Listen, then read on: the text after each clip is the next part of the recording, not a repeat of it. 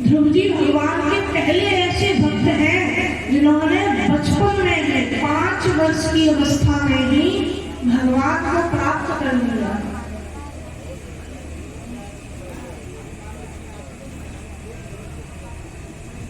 तो कहते हैं जाए उत्तान पादस्य सुनीति सुरुचिस्तयो सुरुचि प्रेयसी पत्न्यो नेतरायक सुतो ध्रुवम्।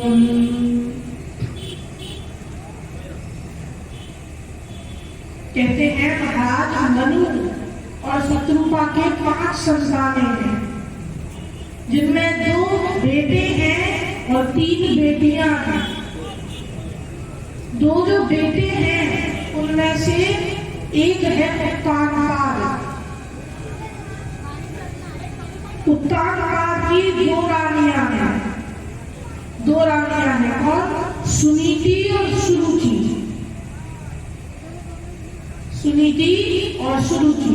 सुनीति का अर्थ है जो नीति के शास्त्रों के अनुसार चले वही सुनीति, और सुरुचि अर्थात अपने मन के अनुसार जो चले वही सुरुचि।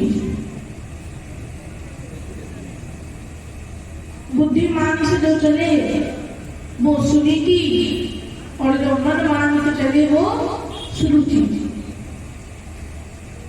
राजा और उत्तानपाद दोनों में से सबसे ज्यादा प्रेम करते हैं सुरुचि, मनमानी को।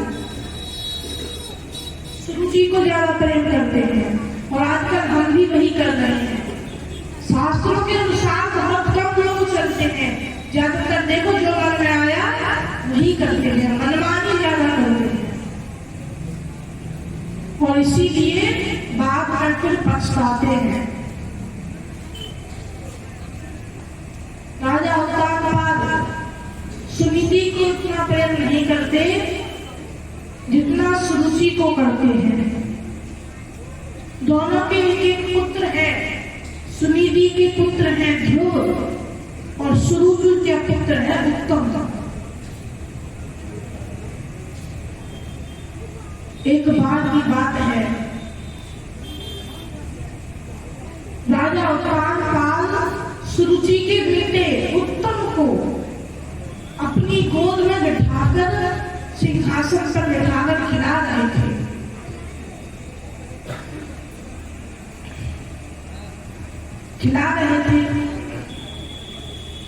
तो अचानक वहां ध्रुव जी आ गए और पिता की गोद में बैठने लगे।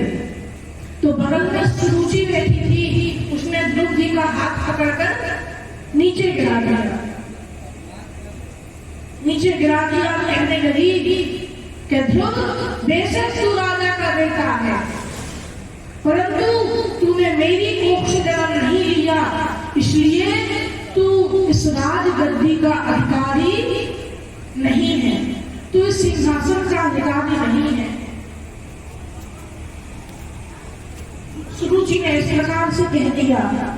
तो ध्रुव जी बेचारे रोते रोते अपनी माँ के पास आए। रोते रोते ध्रुव जी माता सुनीति के पास आए। सुनीति के पास आए, सुनीति ने देखा कि ध्रुव जी रो रहे हैं, कारण पूछा, बेटा तुम क्यों रो रहे हो, क्या कारण है, क्या हुआ?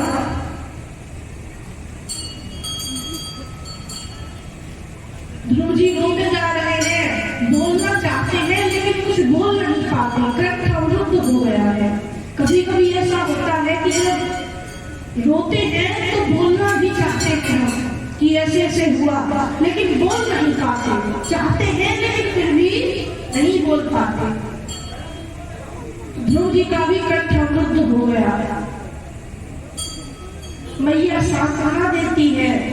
तो बाद में ध्रुव जी ने बताया कि भैया ऐसी ऐसी बात है, मैं गया था पिताजी की गोद में बैठने के लिए, तो सौतेली माँ ने मेरा हाथ पकड़कर मुझे पीछे गिरा दिया। ध्रुव जी ने सारी बात बताई। दोनों सुरुचि में कहा था, सुरुचि ने जो जो कहा था वो सारी बात सुनीति को ध्रुव जी ने बताई और कहा मैया यदि उन्होंने ऐसा कहा तो इसका अर्थ हुआ कि वो आपको अपने से नीचा मानती हैं और खुद को वो बड़ा मानती हैं।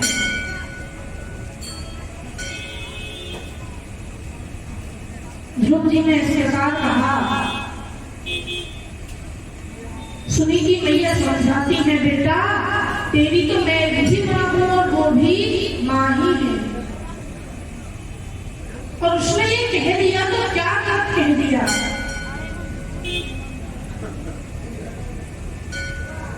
अरे तू पिता की गोद में गया था, यदि तू भगवान की आराधना करेगा तो वो परम पिता तुझे अपनी गोद में बिठा देंगे। तू पिता की गोद की क्या बात कर रहा है, यदि भगवान की आराधना करेगा तो वो परम पिता जिसकी आराधना तेरे पिता भी करते हैं, वो इस संसार का पिता परमेश्वर, वो भी तुझे अपनी गोद में बिठाने तैयार हो जाएगा। और यदि एक बार वो तैयार हो गया फिर ये सुरुचि क्या, कोई भी तुझे धक्का मार नहीं सकता, कोई भी तुझसे कुछ नहीं कह सकता। ध्रुव जी ने पूछा अच्छा मैया भगवान है कहाँ? तो सुनीति बताती है बेटा हरि व्यापक सर्वत्र समाना प्रेम के प्रकट और ही मैं जाना। भगवान तो सब जगह है, हरि व्यापक सर्वत्र समाना। ध्रुव जी ने पूछा सब जगह है तो दिखाई क्यों नहीं देते? सुनीति समझाती है कि बेटा जिस प्रकार पुष्प होता है, पुष्प के कण कण में सुगंध होती है, पर जब तक वो सूंघेंगे नहीं तब तक सुगंध आएगी नहीं आएगी। सूंघेंगे तभी तो पता चलेगा कि हाँ भैया इस पुष्प में सुगंध है। उसी प्रकार वो परमात्मा इस संसार के कण कण में है, पर जब तक उसके प्रति प्रेम भक्ति नहीं होंगे तब तक वो भगवान होते हुए भी दिखाई ना पड़ेगा, तब तक वो होते हुए भी दिखाई ना पड़ेगा। जो भगवान को मानते हैं वो पत्थर में भी भगवान का दर्शन करते हैं, और जो भगवान को नहीं मानते यदि स्वयं भगवान उनके सामने आ जाए तो वो भगवान में भी पत्थर का दर्शन करते हैं। प्रेम भक्ति होना चाहिए। सुनीति मैया ध्रुव जी को समझाती है। ध्रुव जी ने मन में ठान लिया कि अब तो मैं उस परम पिता से मिलकर ही रहूंगा, मुझे उससे मिलना है। और बस मन में ठान लिया। रात्रि हुई, अर्धरात्रि को जब सभी गहरी नींद में सो गए तो ध्रुव जी महाराज आधी रात को घर से छोड़ छाड़ के वन की ओर निकल पड़े। वन की ओर निकल पड़े भगवान को पाने। पर कुछ आता जाता है नहीं कि कैसे भगवान मिलेंगे, कैसे क्या होता है, परंतु मन में विश्वास है कि उस परम पिता से, उस परमेश्वर से मिलना है, मिलकर ही रहूंगा। और भैया भगवान भी अपने भक्तों को कभी रुष्ट नहीं करते।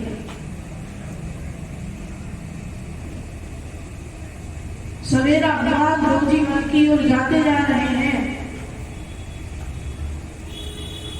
भगवान ने देखा तो विचार किया कि बालक मुझे पाने के लिए आ तो रहा है, परंतु बिना गुरु के मुझे पाना असंभव है, क्योंकि गुरु बिना भगवान भी तरह न कोई, बिना गुरु के मुझे पाना असंभव है। तो जंगल में कहां से गुरु लिया है? भगवान ने नारद जी को आदेश दिया कि नारद जी आप जाइए और इसे उपदेश दीजिए। तो नारद जी आए, ध्रुव जी के सामने प्रकट हुए। ध्रुव जी ने प्रणाम किया, परिक्रमा की। तो नारद जी ने विचार किया पहले इस बालक की परीक्षा तो ले लूं, ये बालक तो बहुत छोटा है, पहले इसकी परीक्षा ले लूं कि इसका जो वैराग्य है वो पक्का वैराग्य है या कच्चा वैराग्य है। क्योंकि आजकल के वैरागी भी ऐसे होते हैं कि घर में भाई खटपट तो चल बाबा के मठ पर, घर में जरा सी खटपट हुई, जरा झगड़ा हो गया तो भैया हमें तो चले हरिद्वार में जा करके भजन करेंगे। जा गए थे हरिद्वार, अभी स्टेशन नहीं पहुंचे तब तक अपने पोते की याद आ गई। तो आजकल के वैरागी ऐसे होते हैं। नारद जी ने विचार किया इसका वैराग्य को टेस्ट करके देखूं पक्का है या कच्चा है। तो नारद जी ने पूछा बेटा कहाँ जा रहे हो? ध्रुव जी बोले मैं भगवान से मिलने जा रहा हूं। नारद जी बोले बेटा अरे भगवान से मिलने के लिए तो भी जीवन भर पड़ा है। भगवान की भक्ति तो बुढ़ापे में की जाती है, तुम ये बचपन में ही क्यों जा रहे हो? ध्रुव जी ने सारा कारण बताया कि इस तरह मेरी माँ ने कहा है यदि मैं भगवान की आराधना करूंगा तो वो मुझे अपनी गोद में बिठाएंगे। मैं भगवान से मिलने जा रहा हूं।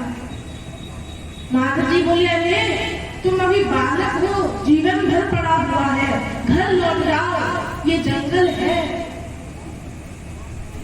जंगल में बड़े बड़े पशु पक्षी घूमते रहते हैं, तुम्हें खा जाएंगे। ध्रुव जी बोले मुझे उसका डर नहीं है, खा जाएंगे तो खा जाने दो, क्योंकि मेरी माँ ने कहा है हरि व्यापक सर्वत्र समाना, जो पशु पक्षी होंगे उनमें भी तो भगवान ही होंगे।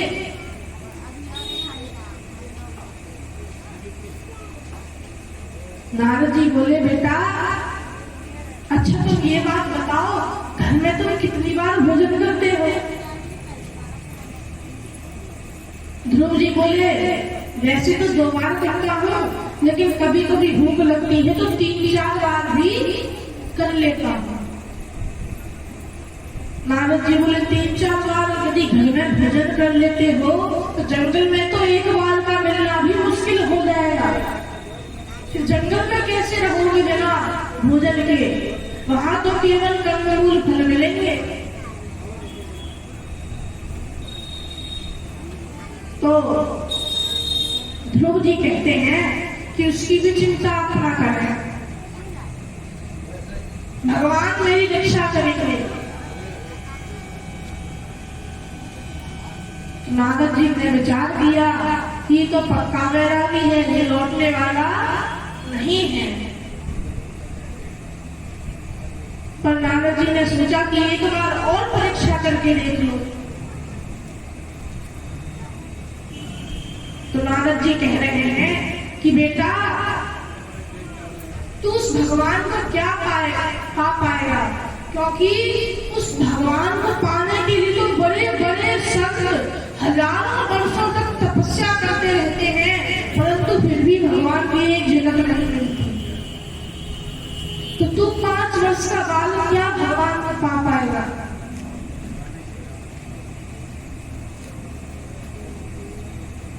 तो ध्रुव जी बोले कि हे संत महात्मा आप क्षमा कीजिएगा, परंतु मेरे मन में एक बात आ रही है, कह दो? नारद जी बोले कह दे।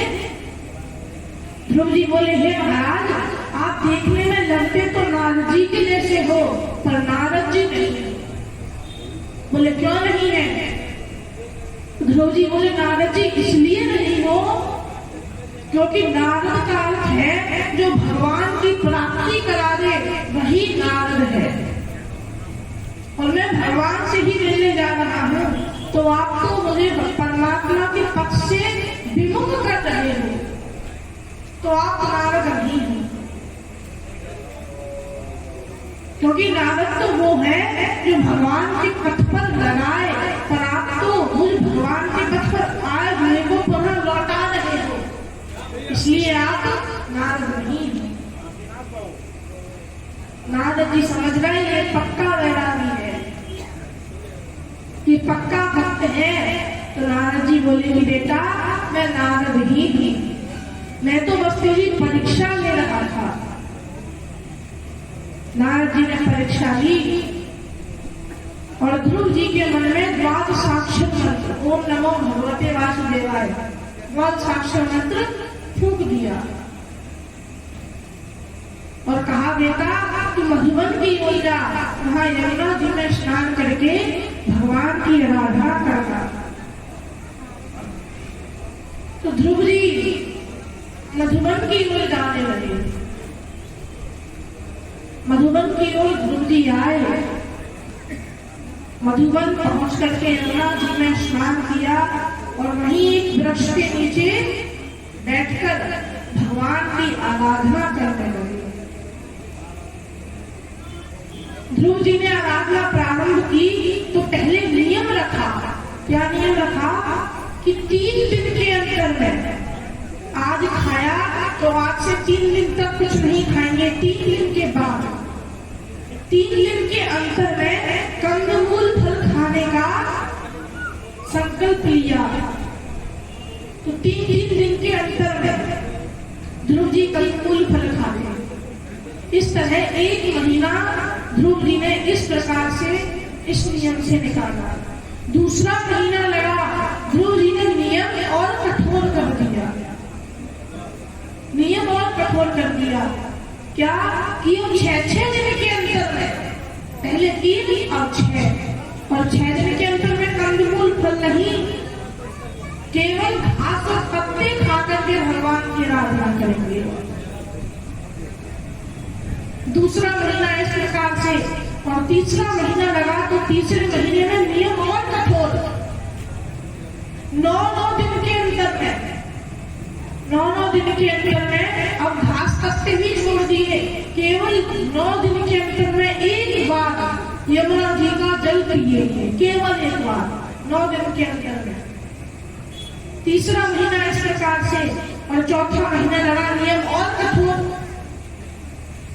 अब 12 दिन के अंतर में, 12 दिन के अंतर में एक बार श्वास लेंगे, श्वास भी रोकनी लेंगे, लेकिन कब? 12 दिन के बाद। आज एक बार ले ली, आज से 12 दिन बाद फिर ले लो। इस तरह चौथे महीने में नियम और कठोर कर दिया। ध्रुव जी धीरे धीरे अपनी कसौटी को कसते जा रहे हैं, पर हम क्या करते हैं? हम एकदम नहीं कस देते हैं। आज तक एकादशी रहे नहीं और कहते हैं भैया हम नव दुर्गा में 9 दिन व्रत रहेंगे, 9 दिन अन्न जल बिल्कुल ग्रहण ना करेंगे। शुरुआत के 2-3 दिन तो ऐसे तैसे करके निकाले, चौथे 5वें दिन में हालत खराब होने लगी और 6वें दिन देखो तो हॉस्पिटल में जाकर भर्ती हो गए। हम लोग एकदम कसौटी को कसते हैं।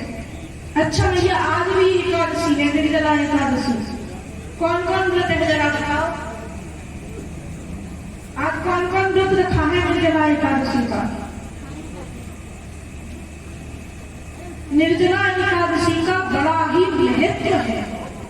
इसे भीमसेनी एकादशी भी कहा जाता है और इसका बड़ा ही महत्व है।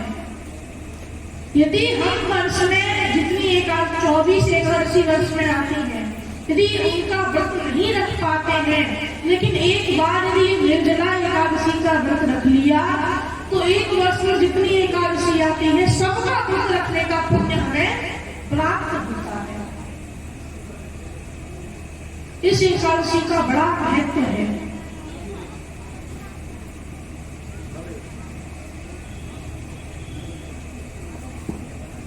तो ध्रुव जी धीरे धीरे अपनी कसौटी को कस रहे हैं। भैया ये निर्जला एकादशी है, इसे भीमसेनी एकादशी क्यों कहा जाता है? आपको पता है भीमसेनी एकादशी क्यों कहा जाता है? हम बता दें क्यों कहा जाता है? नहीं पता तो बता दें। ठीक है, एक छोटी सी कथा है, ध्यान से सुनना। 5 जो पांडव थे,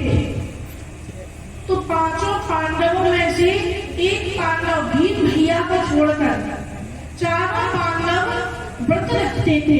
एकादशी का जो भी एकादशी वर्ष में आती उसका व्रत रखते थे, पर भीम भैया को भूख सताती तो ये व्रत ना रखते। तो एक बार सभी पांडव भीम भैया की शिकायत लेकर के व्यास जी के पास गए। व्यास जी ने पूछा क्यों आए हो? इन्होंने बताया शिकायत लेकर आए हैं। किसकी शिकायत? बोले भीम भैया की। ये एकादशी व्रत नहीं रखते। तो व्यास जी ने समझाया कि पुत्र तुम एकादशी व्रत रखा करो। यदि तुमने मानव जीवन पाकर एकादशी का व्रत एक भी बार नहीं रखा तो तुम्हारा ये मानव जीवन व्यर्थ है। भीम भैया ने अपनी समस्या सामने रखी कि प्रभु मैं चाहता हूँ कि मैं एकादशी व्रत रहूं, परंतु मेरी भूख शांत ही नहीं होती। आपको तो पता है मुझे बहुत भूख लगती है, क्या करूं? अच्छा, यदि कोई उपाय हो तो आप ही बता दीजिए। मुझे कोई एक ऐसा व्रत बता दीजिए जिसको रखने से वर्ष में जितनी भी एकादशी आती है उन सबका पुण्य मुझे प्राप्त हो जाए।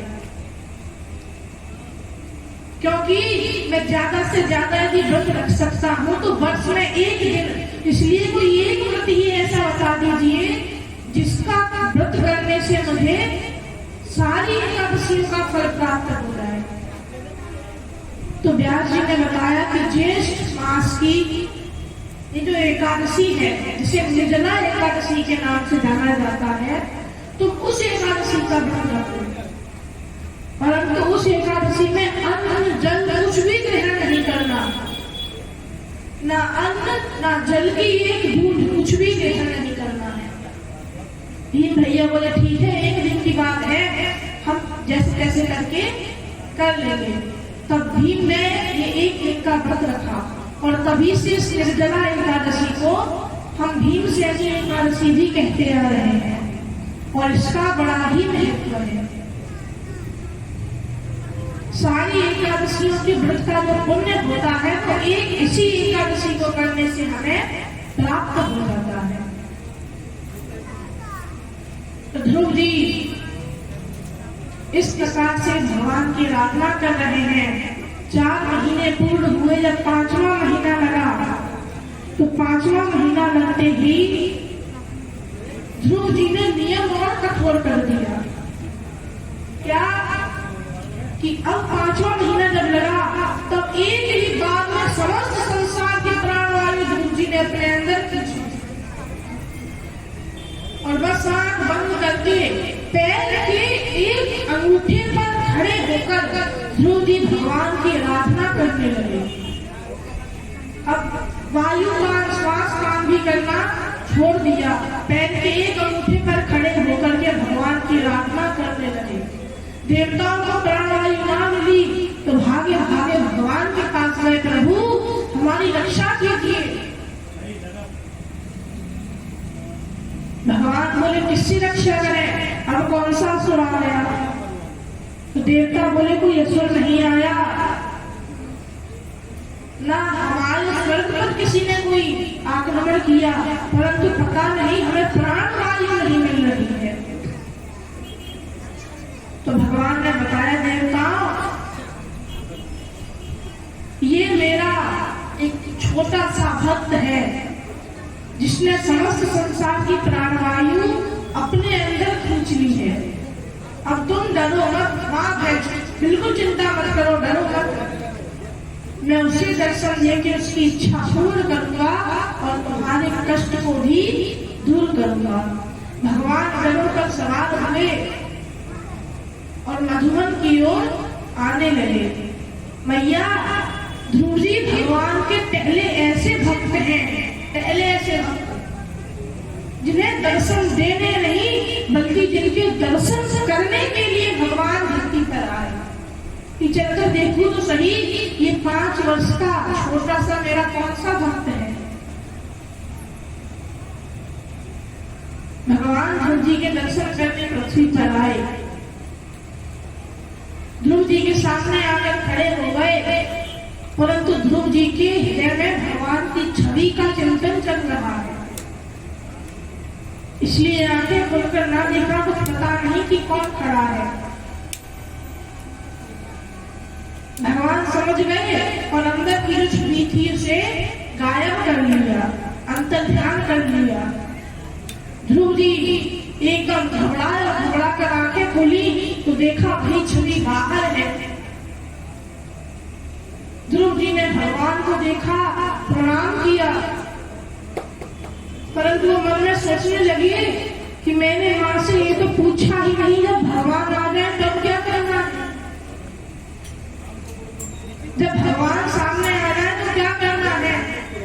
ध्रुव जी विचार करने लगे और क्या करूं, यहाँ तो वही कोई पुष्प इत्यादि में नहीं दिख रहा है कि लाकर भगवान को चढ़ा दूं, और मुझे पूजा करना कुछ आता नहीं, अब क्या किया जाए। भगवान समझ गए और अपना शंख ध्रुव जी के कपोल अर्थात गालों से स्पर्श करा दिया और भगवान की कृपा हुई और ध्रुव जी को सारा वेद वेदांत कंठस्थ हो गया। ध्रुव जी को सारा वेद वेदांत कंठस्थ हो गया और ध्रुव जी भगवान की स्तुति करने लगे। प्रभु योगतः प्रविष्ट और बात महिमा प्रसुप्ता संजीवयते किल शक्ति धृष्ट भावना अन्याश्च हस्त चरण श्रवणत्वगादि प्राणानमो भगवते पुरुषाय। हे प्रभु, आप ही की कृपा से आज मुझे आपके दर्शन करने का सौभाग्य प्राप्त हुआ। आप ही की कृपा से आज मैं आपकी स्तुति करता रहा। नहीं मुझे क्या आता था कि कैसे पूजा पाठ किया जाता है, कैसे मंत्रोच्चारण किया जाता है, मुझे कुछ भी नहीं आता था। पर प्रभु ये आपकी ही कृपा है और भगवान की कृपा है। इस पर हो जाए मूकम करोति वाचालम पंगुम लंघयते गिरम। यदि भगवान की कृपा किसी पर हो जाए तो गूंगे को भी भगवान वाचाल बना देते हैं। वाचाल अर्थात उल्टी सीधी बात करने वाला नहीं। वाचाल का एक दूसरा भी अर्थ है। दूसरा अर्थ ये है कि जो शास्त्रों की भाषा ही अपने मुख से बोले वही वाचाल। तो गूंगे को भी भगवान वाचाल बना देते हैं और लगड़े को भी पर्वत पार करा देते हैं। ये भगवान की कृपा है, ये भगवान की कृपा है। भगवान ने ध्रुव जी से पूछा, पुत्र मांगो तुम्हें क्या मांगना है, क्या चाहिए तुम्हें, मैं तुमसे बहुत प्रसन्न हूँ। ध्रुव जी ने कहा, प्रभु मुझे कुछ भी नहीं चाहिए, आपके दर्शन मिल गए वही बहुत है, आपके दर्शन मिल गए वही बहुत है।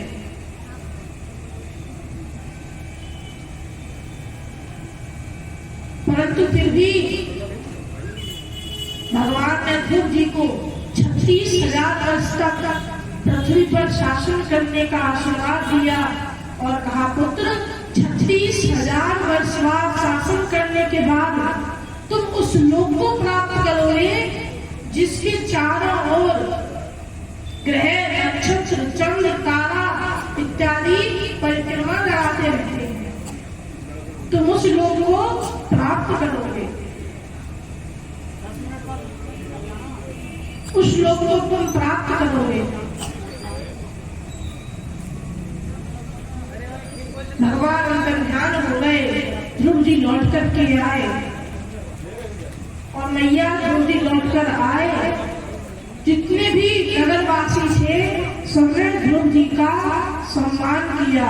जो सौतेली मां श्रुति ध्रुव जी को उस दिन धक्का मारकर नीचे गिराकर उनसे ये कह रही थी कि तू इस राजगद्दी का अधिकारी नहीं है, वो खुद आज ध्रुव जी को प्रणाम कर रही है। क्यों? क्योंकि जापर कृपा राम की होई, जापर कृपा करे सब कोई। ध्रुव जी पर भगवान की कृपा हो गई और मैया ध्रुव जी का विवाह हुआ।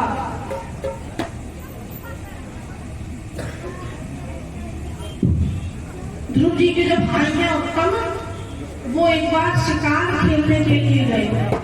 शिकार खेलने गए परंतु खुद ही यक्षों का शिकार बन गए। यक्षों ने उन्हें मार डाला। ध्रुव जी को क्रोध आया, यक्षों से युद्ध करने आ गए।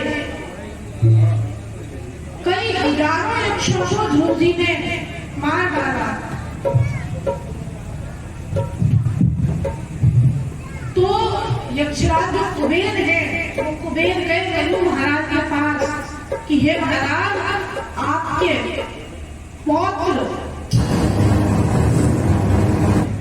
आपके पौत्र ध्रुव, इन्होंने साक्षात भगवान का दर्शन किया है, आज वो भी क्रोध से भ्रष्ट हो गए हैं, उन्हें जाकर के समझाइए।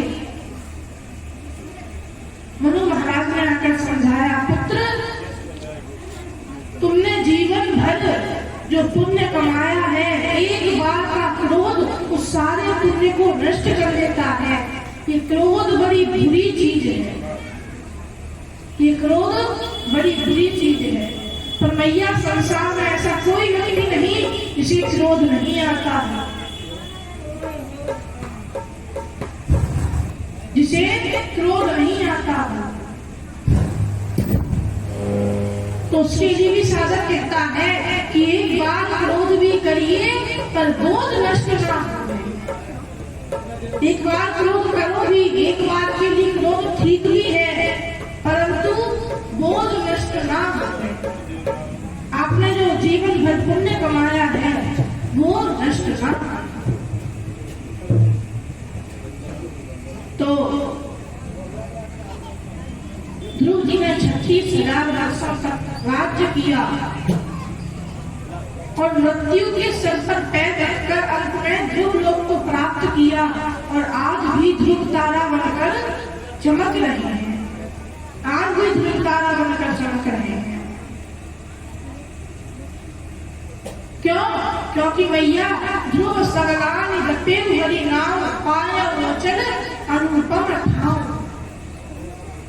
ध्रुव जी ने भगवान का नाम जपा और भगवान का नाम जप करके उस ध्रुव लोक को प्राप्त किया, जिसके चारों ओर ग्रह नक्षत्र तारा इत्यादि परिक्रमा लगाते रहते हैं। ये भगवान के नाम का ही प्रभाव है। यदि आपने जीवन में एक भी बार भगवान का नाम लिया है और जीवन भर ही बुरे कर्म किए हो तो वो भगवान का नाम भी आपके उन बुरे कर्मों को नष्ट कर देता है। और जहाँ उन बुरे कर्मों की वजह से नरक में जाना होता है, वहीं उस नाम की वजह से आप स्वर्ग में चले जाते हैं। एक बार क्या हुआ, एक पंडित जी थे। पंडित जी भगवान की भक्ति करते, भजन करते, पर उनका जो पुत्र था वो बड़ा ही दुष्ट था। जीवन में एक भी बार भगवान का नाम ना लिया, बड़ा दुष्ट था। तो एक बार पंडित जी के गुरु इनके यहाँ आए। गुरु जी से पंडित जी ने कहा कि महाराज मैं क्या बताऊं, मेरा पुत्र एक भी बार भगवान का नाम नहीं लेता है, बस दुष्ट कर्म पाप कर्म ही करते रहता है।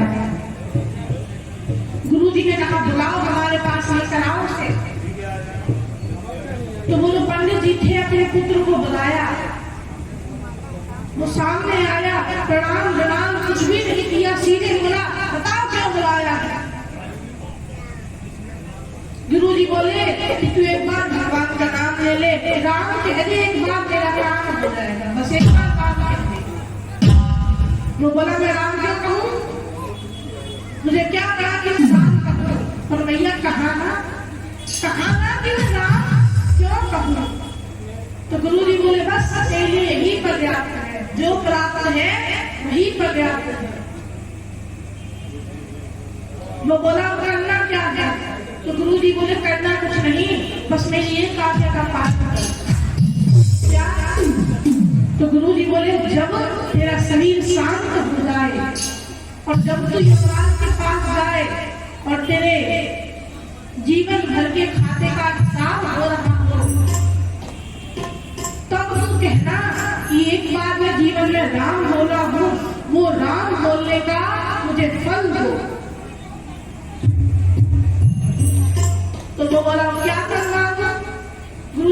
बस मानना ही तो नहीं है। जब यमराज पूछे कि बताओ तुम्हें क्या फल चाहिए, तो ये कह देना कि जो आपकी मति में उचित हो वही आप मुझे फल दे दो। ठीक है, मेरा जाति क्या रहा है। इसका शरीर शांत हुआ, यमराज के पास गया। तो यमराज के जो दूत थे वो बोले यमराज जी के प्रभु, और इसका नरक खाने लग रहा है, इसका नरक खाने लग रहा है। तब ये बोला कि यमराज आप धर्मराज हैं, आपको धर्म से न्याय से मेरे साथ मैंने जीवन भर जो भी किया है न्याय से उसका फल देना चाहता है। बोले देख रहा हूँ तुमने जीवन भर बुरे कर्म किए हैं, तुम्हें नरक ही मिलेगा, स्वर्ग नहीं मिलेगा। तो ये बोला भले ही मैंने जीवन भर बुरे कर्म किए हैं, पर एक बार दाम बोला। तो यमराज के दूत बोले तू क्या बोला है, इतना नीच इतना पापी नहीं बोला है। बोला हाँ मैंने सच में राम बोला है, मैं विश्वास नहीं तो फिर से चेक करो, हो सकता है कहीं छूट गया है। दूतों ने चेक किया, यमराज से बोले महाराज राम तो एक बार बोला है लेकिन गुस्से में बोला है, वो भी क्रोध में बोला है, आवेश में बोला है। ये बोला कैसे भी बोला हो, इससे तुम्हें क्या मतलब, बोला तो होना, उसका फल दो मुझे। यमराज बोले ठीक है भैया, बता तुझे क्या फल चाहिए, बता तुझे क्या फल चाहिए। तो ये बोला फल आप जानो क्या फल देना है, राम नाम के बदले आपको जो भी फल देना हो मुझे अपने मति अनुसार दे दो, मैं कुछ नहीं मांगूंगा। यमराज विचार करने लगे कि आखिर राम नाम के बदले में ऐसे क्या कर दूं। तो यमराज जी ने दूतों से कहा कि इसे पकड़कर ले चलो ब्रह्मा जी के पास, हमें तो पता नहीं कि राम नाम का क्या फल है, ब्रह्मा जी ही कुछ बताएंगे। तो ब्रह्मा जी के पास चले गए, लेकर के गए ब्रह्मा जी के पास। पूछा ब्रह्मा जी ये व्यक्ति 3 घंटे से पी जा रहा है, कह रहा है कि मैं एक बार राम बोला हूँ उसका फल दो, हमें पता नहीं कि एक बार राम बोलने का क्या फल है, आप ही कुछ बताइए कि एक बार राम बोलने का ऐसे क्या फल दिया जाए। यहाँ से सुनो भैया, तो ब्रह्मा जी कहते हैं धर्मराज एक बार राम बोलने का फल तो हमें एक कार्य करो, तुम इसे भगवान शिव के पास लेकर चलो, वो दिन रात राम नाम रखते रहते हैं, उन्हें अवश्य राम नाम का फल पता होगा, इसीलिए जो रखते रहते हैं। ये सोचकर ब्रह्मा जी भी साथ में आए, हमें भी जानना है एक बार राम नाम का क्या फल है। ब्रह्मा जी, धर्मराज और वो व्यक्ति तीनों आए कैलाश पर्वत पर, भगवान शिव को प्रणाम किया। ब्रह्मा जी ने पूछा प्रभु एक बार राम नाम बोलने का क्या फल है, एक बार राम नाम बोलने का इसे क्या फल दिया जाए। तो भगवान शिव बोले देखिए ब्रह्मा जी, राम नाम रटते तो हम रहते हैं, दिन रात उसी को रटते रहते हैं, पर फल का हमें भी नहीं पता, फल का हमें भी नहीं पता। अब तो धर्मराज बड़े चक्कर में पड़ गए कि अब क्या किया जाए, अब से क्या फल दिया जाए। तो आपस में विचार किया और कहा कि इसे उन्हीं के पास लेकर चलते हैं जिनका नाम है, लेकर के आए भगवान नारायण के पास। प्रणाम किया, बोले प्रभु ये व्यक्ति है जीवन भर इसने बुरे कर्म किए हैं, एक बार आप इसमें आपका राम नाम बोल दिया है, अब ये उस राम नाम का फल मांग रहा है, बताइए इसे क्या कर दे दिया जाए? बताइए इसे क्या कर दे दिया जाए? भगवान बोले कि ब्रह्मा जी अभी भी आप नहीं समझे इसे क्या फल दे दिया जाए? अरे जो देना था वो तो इसे कब का मिल चुका है। ब्रह्मा जी बोले क्या मिल चुका? तो भगवान कहते हैं कि ब्रह्मा जी त्रिदेवों के दर्शन के लिए बड़े बड़े सिद्ध ऋषि मुनि महात्मा तपस्या करते करते मृत्यु के ग्रास बन जाते हैं, काल का ग्रास बन जाते हैं, और उन त्रिदेवों के दर्शन इसमें एक बार राम नाम करने से कहने से एक बार राम नाम कहने से ही कर लिया। अब इससे बड़ा क्या फल इसे हम दे सकते हैं? तो भैया एक बार राम नाम कहने का ये भी है।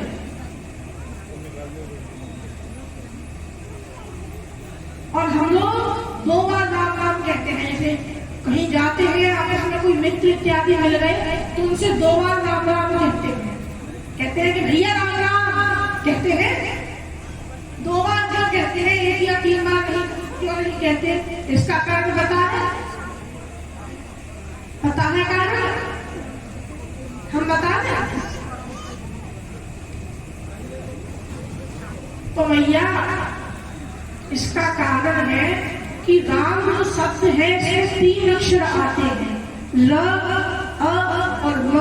राम 3 अक्षर आते हैं, और ये तीनों अक्षर हिंदी वर्णमाला में जिस स्थान पर आते हैं, यदि तीनों अक्षरों के स्थान को मिलाया जाए तो 54 बनता है, 54। और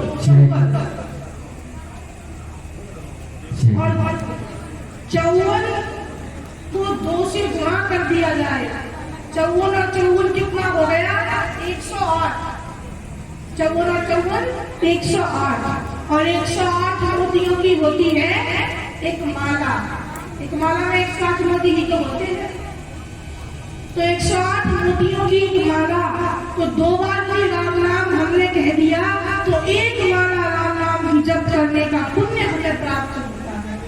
इसलिए 2 बार राम नाम का जप, जब कहीं हम आते जाते हैं तो मिलता है तो 2 बार राम नाम कहते हैं, 1 या 3 बार नहीं कहते, 2 बार कहते हैं, जिससे हमें 1 माला जप का फल मिलता है।